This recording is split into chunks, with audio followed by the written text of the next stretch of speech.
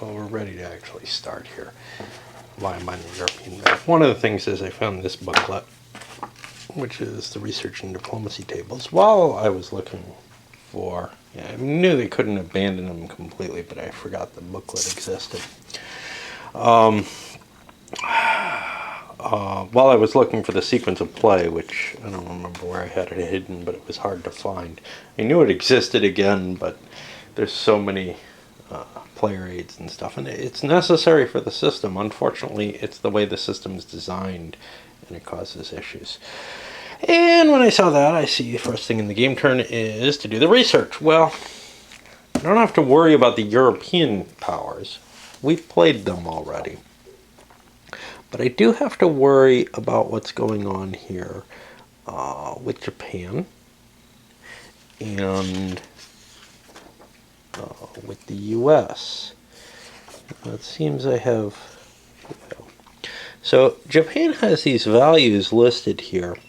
These are modifiers that are already in place.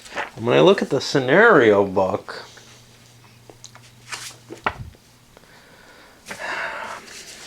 it kind of duplicates the information of those modifiers. What it doesn't indicate is that I have any research points at the beginning of the game. So I think in the first year there's no research until you hit the 1940 YSS. I don't remember completely, and I'm going to have to look that up. And I'll also have to start adding annotations to the sequence of play somehow. I'm not sure if pencil will work to indicate where in the rules these apply. That's something I feel is necessary, at least some kind of, start of the search in the rulebook, especially when you're dealing with a rulebook this size. So, I don't know when we'll actually get to moving pieces around. Hopefully today. Indeed, I was wrong, and the scenario book doesn't indicate research, but when you look over in the research and intelligence, they say each major power except China gets research points during the opening setup. So I'm going to have to figure out the U.S. doesn't seem to have any. Maybe it's explained here. We get them during the YSS, but we don't have a YSS. We don't get the additional ones. So this says during each YSS before it enters, the U.S. gets research points. I don't think they're going to. But Japan's going to have 6 research points to allocate, I guess, at the beginning of the game. Again, I don't know if the American ones are supposed to be applied at this point. But there are no... So here's what's tricky. Are there any USAT Axis tension points at this point? When we hit spring of 1941, there are. But have any been built up prior to the start of this game? God, I don't know. I'm going to say no, but I don't know. Yeah, I just don't know what to do with that. Maybe that's going to be mentioned over in the Gathering Storm rules. The translations, we'll look to see if there's anything there. So we're going to be handling things here in more detail than we generally will. But the research rules are over section 41. The Axis announce and make their die rolls. And then they play with spy rings after that.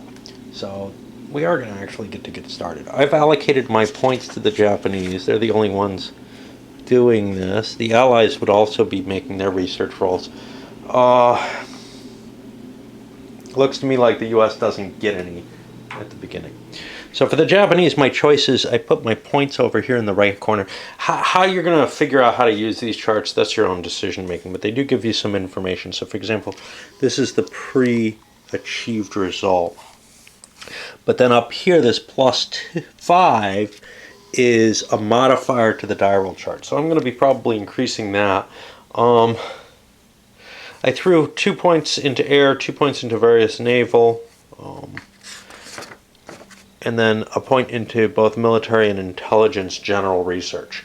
I'm allowed to trigger one of these in each case. And remember, I'm going to be creating code names for these things, but I'm not actually going to do it because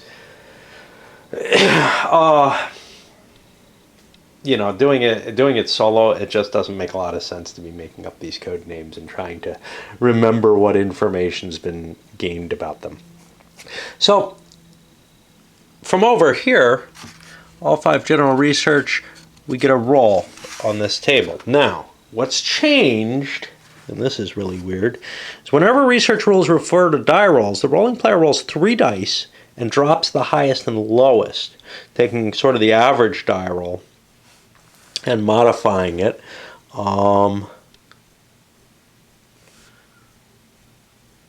So in this case, I'm doing general research, which is the category up here, and I'm just basically banking this stuff for later, because eventually I'm going to be able to trigger research for advantages. The other points, I'm not sure why I put them in. Certainly the air range I might get a result on, but I'm not sure about the naval DRM, how likely I am to use that.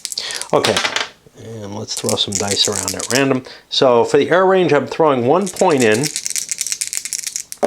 I roll, and my medium roll is a 3. So I add 1 for this point. I get a 4 on this table. I get a +3 result, which I'm going to carry over. I guess they put that up in the top here, over to here. And I've triggered this. I can't trigger that. That point no longer exists. I spent it. I also can't trigger that category again. Well, that particular research event, roll, table, whatever, again this year. I can trigger within the entire air category, and I'll be doing the air range, but I can't do that this turn. I'll do that in the winter. One of the reasons I only picked a maximum of 2 from each section is because I only have 2 turns this year.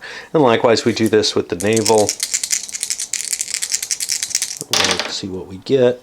We get a median roll of 5. Plus 1 is 6. That's going to give us a carryover of +5 next time. And as you can see, taking things kind of slowly lets you, I think, this is my impression, I haven't thought about the probabilities too much, but I think it lets you take advantage of the points that you spend to a greater extent. If you spread them out and roll for them slowly, you get modifiers that accumulate, and you're going to get to the result with less points spent. But if you want to do it quickly, you throw a lot of points into into a particular category or into a particular research project, and you can guarantee yourself, a quicker gain in that. I'm not really interested in that at this point, not when I'm just fighting China. The next step in the game in play is the weather die rolls. It's fall. Looking up the affected areas, I see that Siberia, Manchuria, Mongolia, and Tannu-Tuva. Well, I've got some units in Manchuria, so I'm going to worry about this. I'm going to make a winter die roll at +2. The eastern map is affected early, and I don't think I have any winter prep or anything like that. I'm not sure I can get that as Japan. So what do I roll?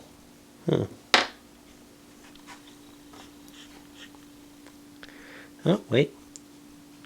Japan has a starting winter preparation of 2. So I subtract that off the die roll, I guess.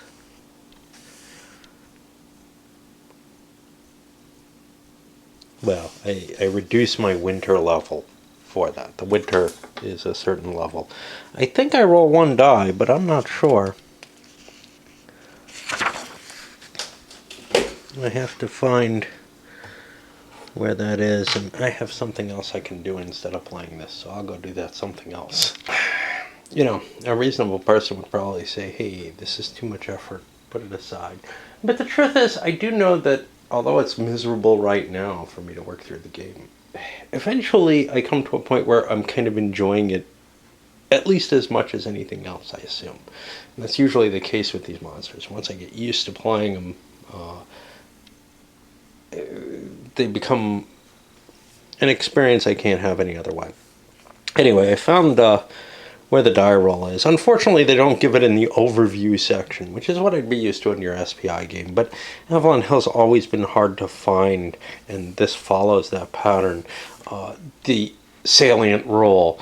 It is given bold here, but it's in this whole just mass of little sections, each bolded. So it's just tough to see. But anyway, They don't tell you what kind of die roll, so I'm assuming it's a D6. That seems to be the default. And so we have +2 and -2, I guess, for the winter preparation if the Japanese are interested in that. They end up with a 2. Movement of armor during exploitation is reduced by 2. Now that's not going to be in China. That's only going to be in the Manchuria section. So we've made it through there. Ultra and magic draws, I'm not going to worry about that. We're not going to see any naval action, so it's not important. And now we come to the Axis player turn, and that's just going to be on this map, which means we go down here. And we have to check to see if we had any starting diplomatic points that were allotted. I don't know if the Japanese are allowed any diplomacy at all.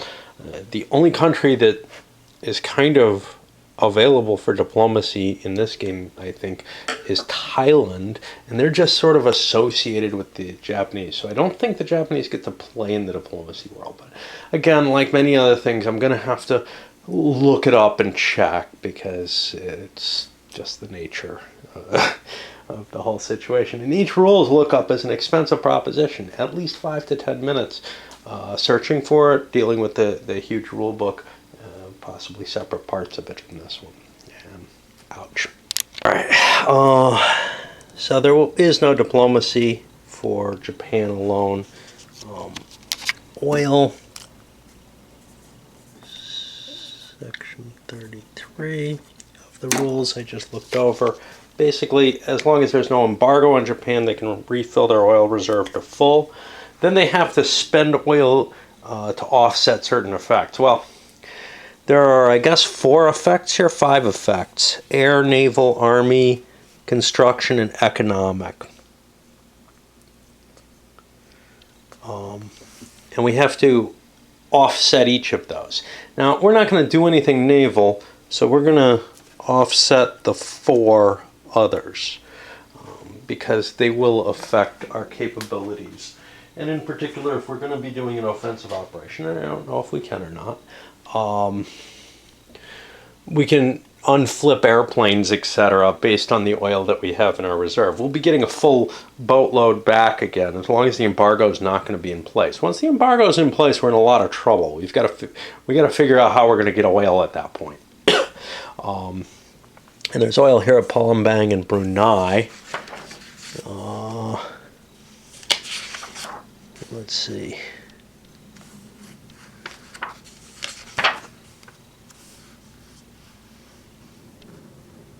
Adding up to 6 oil per turn that we can grab. I don't see some of the other oil that's present in WIF kicking around down here. So those look like our only sources.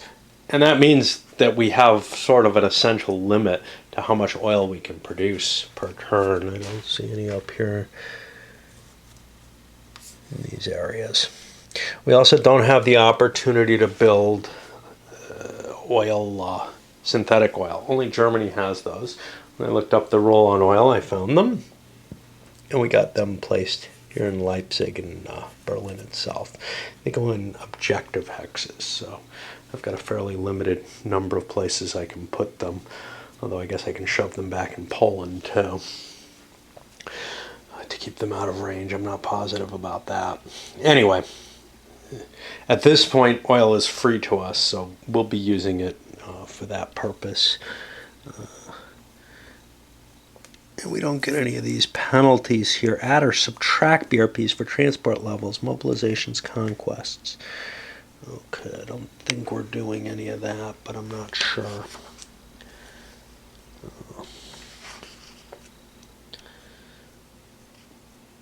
I don't see any of that listed under the oil rules. I'm not sure why that's there. But I don't have to transport my oil because it's coming off the market. Once I'm hauling it from here, I have to actually physically transport it. So I have to worry about it more.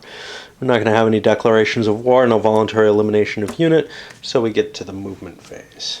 All right, well, I can find nothing beyond the U.S.-Japanese tensions to represent reasons why the Japanese may not want to do an offensive operation in China. U.S.-Japanese tensions are going to be a big factor in what we're looking at here, though. So let's take a look at them. Now, finding these was hard because there's a rule number referenced in the rule book, and that rule doesn't exist. But there's also, after that, it says in the scenario book. Now, this is not listed with that rule number, or in the diplomacy book. This isn't listed with that rule number in the diplomacy book. That rule number is just missing. It looked to me like the way it was written is USJT, US-Japanese tensions, this rule, and the diplomatic tables. Well, this rule doesn't exist. This rule, I don't remember what it's about. I looked it up just a few minutes ago. And honestly, that's the whole problem with this whole conceit for a design is conceivably you could, if you focus only on this game throughout your entire life, you could probably get a pretty good grasp on what's in the rulebook. I've done that with things like SFB. People do it with ASL. But this really has become that sort of lifestyle game where it's unplayable, I think, to anybody who doesn't focus on it. Maybe not exclusively, but as their main gaming focus. It's not something that's accessible to, my kind of gamer or, somebody who casually is willing to play something. Now, it's possible if you're playing in a group and one or two people really, really know it, that's fine. They can advise one on each side or whatever. But the essential is much, much worse than Whiff. You really have to devote yourself to this game in a way I'm unwilling to devote myself. I don't remember this being the case with Advanced Third Reich and Rising Sun. But it is that same framework. It's just been taken further and further in terms of so many little pieces. So yeah, let's take a look at this, what we're going to get here. So the first thing is, where do we record these? Where do we record BRPs? That all happens on paper somewhere, and I haven't started doing that, I guess. But, you used to have the BRPs over on your play chart, right where you could see them and handle them easily. No longer the case, no longer as good a support for the player playing of the game. Although I have to say, Advanced Third Reich did drive you away from that in the beginning right away with, research being done on separate paper, diplomacy being done on separate paper, getting away from that old Third Reich model where everything was accessible to you. So, in this particular, I guess we get 1 point for each turn. Other than that, these look like per turn modifiers, although that's not particularly spelled out. It says status modifiers are implemented each game turn.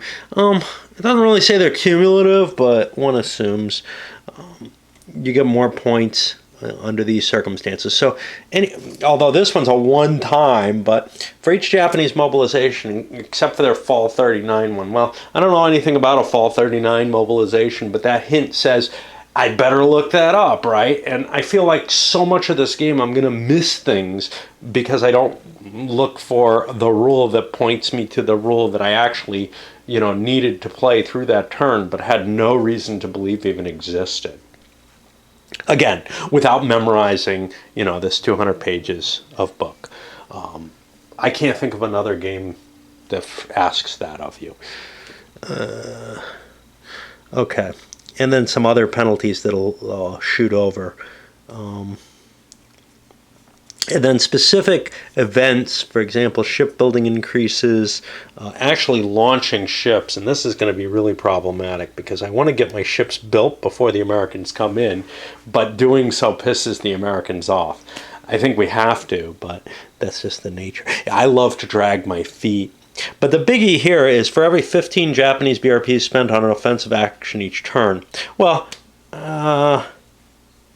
a remainder of 8 or more BRPs triggers an increase. A remnant of 7 or fewer is ignored. Wow. I think this is one front.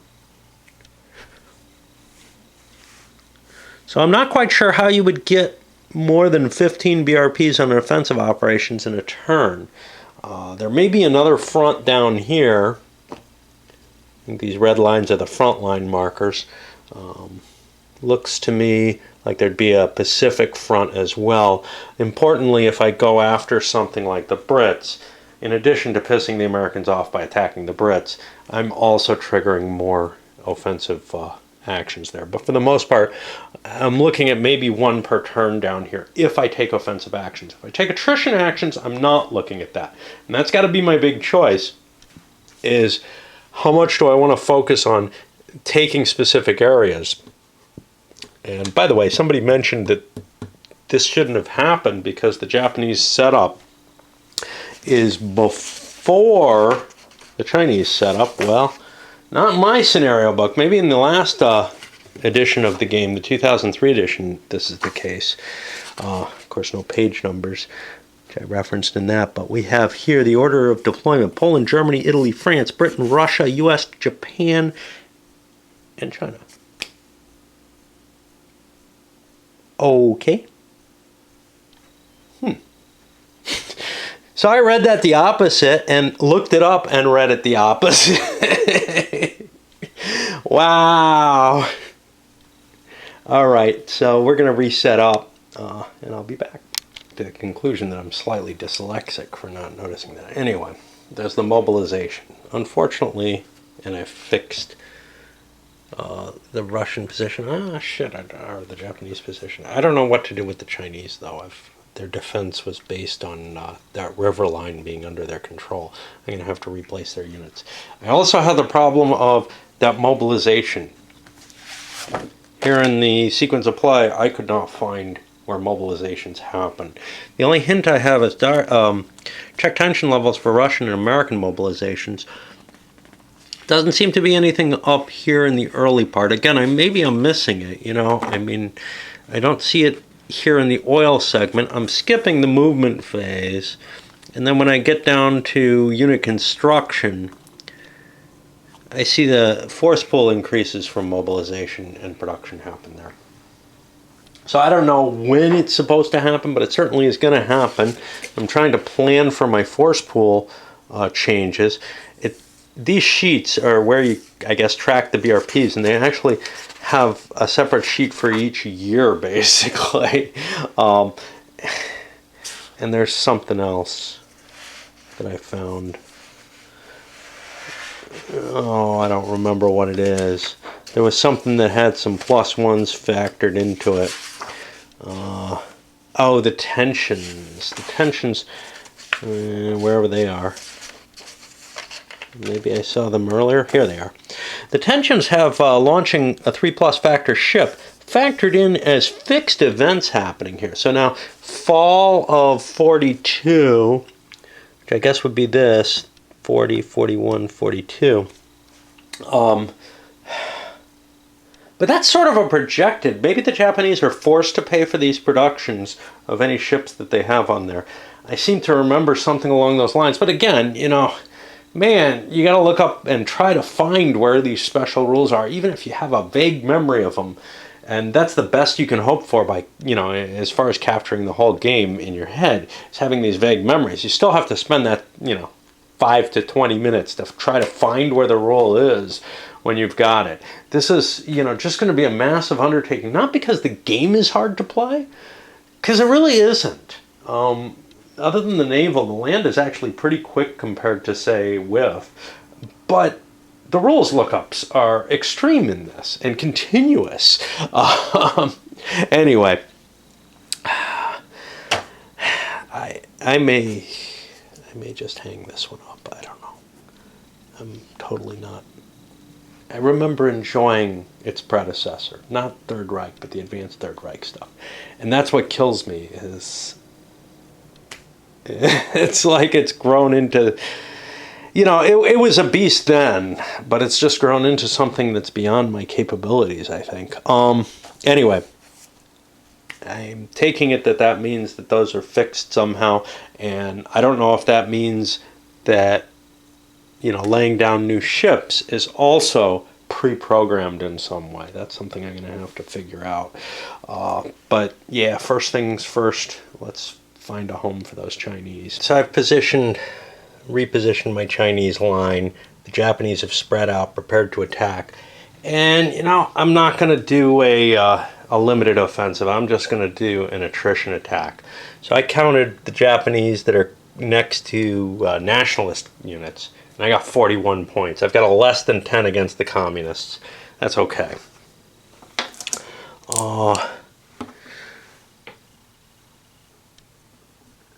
We got to look up our CTLs here.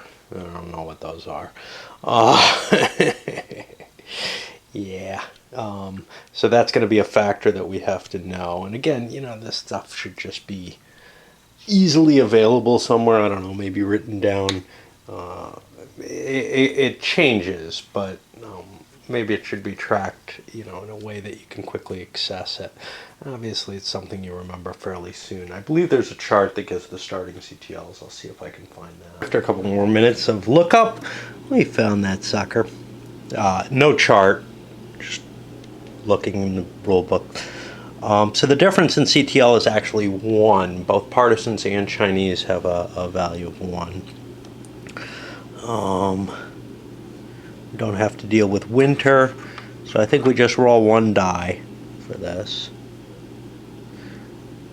And we're a +1 on the 41 table way over here. So we're going to get 3 counters, 2 hexes. Well, the Chinese give up 3 of their counters pretty easily. These cheapies. Conceivably, I could give up counters that are on the front to prevent myself from losing hexes, but, you know, whatever. Now, the Japanese want to take hexes. I can't take this, but, you know, the hell with it. I mean, I could take this, but it's not terribly valuable to me. I want to take stuff that kind of collapses the Chinese line a little bit. As far as I can see, these mountains are really important. So I'm going to chase the Chinese out of those mountain hexes. That's 2, and I think that's all I'm allowed. At the same time, I've got this one here, which is only on the 1 to 10 table. Geez, I don't remember. It was rule 41. Oh, God. All right, I'll be back. Another look up to see what the Chinese level is. And again, the communist Chinese level. The communists are actually effective. They have a 2, which is what most of the countries have, the major powers have. And we'll make a quick roll 5. I'm going to get a counter on them. They don't look like they have any replacement counters, so we'll just take something back here. We don't want to lose something on the line, and I guess we put this over here.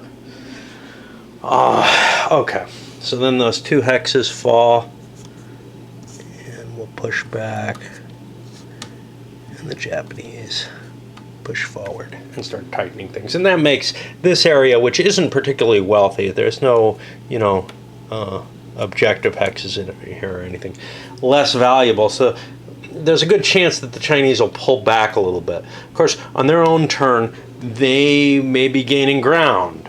They're going to have quite a large attrition attack as well. And that's one of the problems with using attrition, is that, you know, the other guy can just regain what you're you know, able to afflict on him. The problem is, if you do an offensive, you may not be able to get more than you can get from using attrition attacks. In Russia, you know, obviously you're able to focus on certain units. We saw that in the Barbarossa scenario, break through, do all kind of cool stuff, catch things, cut them off, and make it difficult for the enemy to get out of there. By the way, there's one problem with the Gathering Storm connection. Baltic states, Russia's allowed to take Estonia and Latvia, but not Lithuania. I think Lithuania is the stuff across the river here, but I'm not sure that's well spelled out in the transition or in any way that we can handle it. There's certainly no divisions, and I don't think my photocopy shows the Baltic states. If it does, I'll cut out another insert and put it up there. Okay, well, we got through the rest of the Japanese turn, and in doing so, we did the mobilization, some additional forces. Available. They get 20 BRPs of stuff. They can't do a shipbuilding And then I basically spent the points. I think I spent 20 BRPs. Oh, jeez. You know, it's hard to tell whether I'd be better off making these loose. Then I'd have stacks of them all over the place, probably down on the floor, just as a matter of space. But anyway, we took penalties for the partisans that are in here.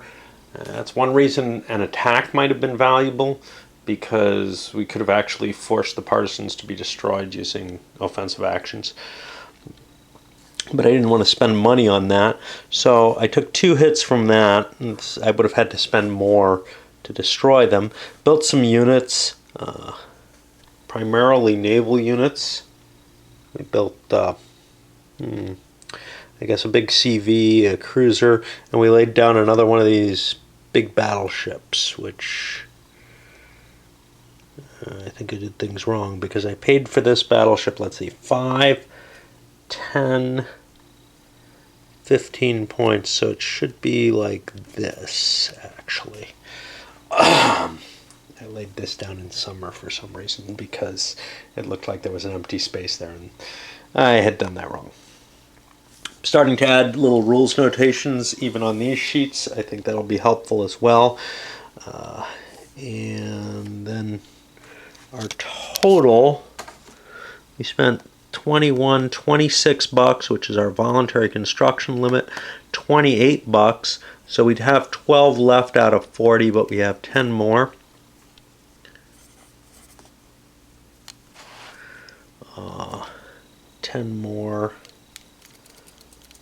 is 22 is our final BRP level. And then our base has also been modified there. And if there were bombing losses, okay.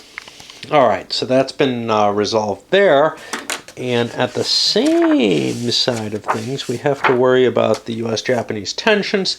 Nothing terrible here. We got 1 point for the turn and 1 point because we had to launch a ship. Again, I haven't looked this up. I believe there is a rule that forces Japan to produce their ships as quickly as possible. At least the ones that they have scheduled at the beginning of the game. And those are programmed in here. But I don't think there's anything that prevents these numbers from being higher than +1, and that's kind of disturbing anyway.